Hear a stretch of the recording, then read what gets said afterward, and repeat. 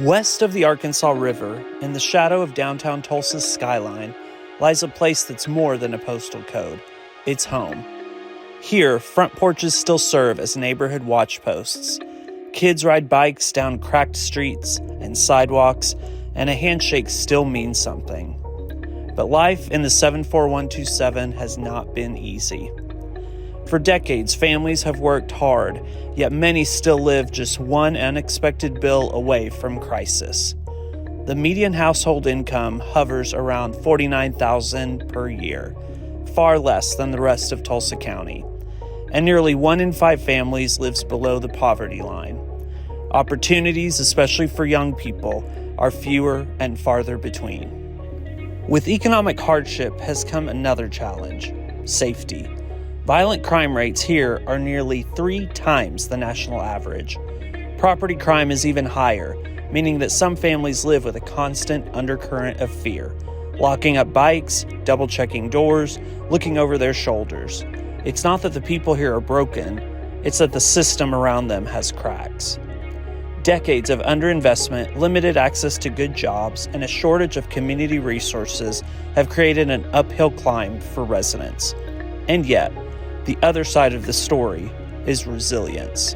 My family comes from the neighborhood, and this wasn't here. This wasn't available. And my dad would tell you this was a field that he played baseball in when he was a kid.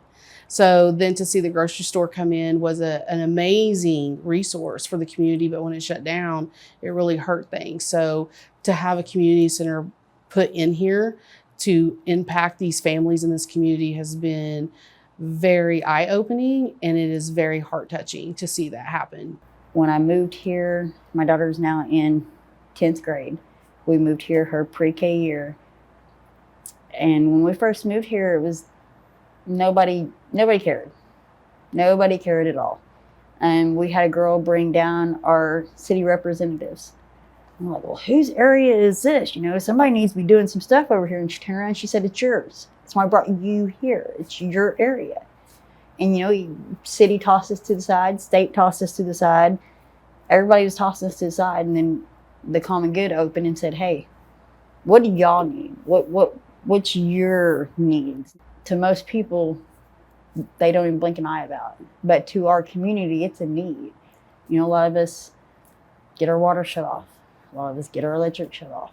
A lot of us don't have internet. When we opened for distance learning, you know, we all had to figure out how to do that ourselves. So, you know, this is the only place the kids had during that time. And it really made a difference to the parents to know that we opened our doors for their kids. Not because the news was here, it's because this is what we knew the community needed. You know, my goal coming into it is, you know, I found out what the Common Good was. I was like, wow, it's a community center in its sense, but it's not only just for, you know, the seniors in the mornings or the after school staff and kids in the evening time, or the middle school, high school kids in the very late evening. You know, it's for everybody. You know, and I thought that was a great thing in itself. Because when you see a kid pivot and learn tools to be better, and then you see them showing a friend how to be better, then you're building in that peer-to-peer leadership that is so critical as they navigate through their young into young adulthood. Neighbors are coming together, churches are serving the community, and nonprofits like the Common Good step in to offer after-school programs, meals, mentorship, and a safe place to go. Young leaders are emerging, determined to change the narrative for the next generation.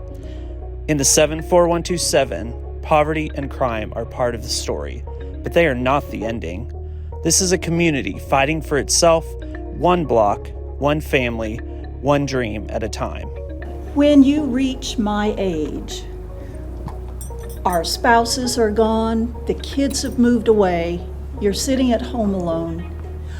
Now that this is open, I have someplace I can come every day, and it's like going to work, but now I'm coming to play.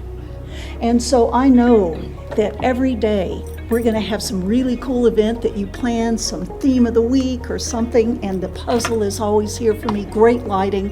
And while we sit here and we find we're creating something together and we're sharing our history and our lives, and I've made friends because at my age, it's hard to make friends anymore. And they're all here, and there are new people coming all the time. So this is a huge part of my life now for almost 2 years. The story of Northwest Tulsa is still being written. Join us. Come and be a part.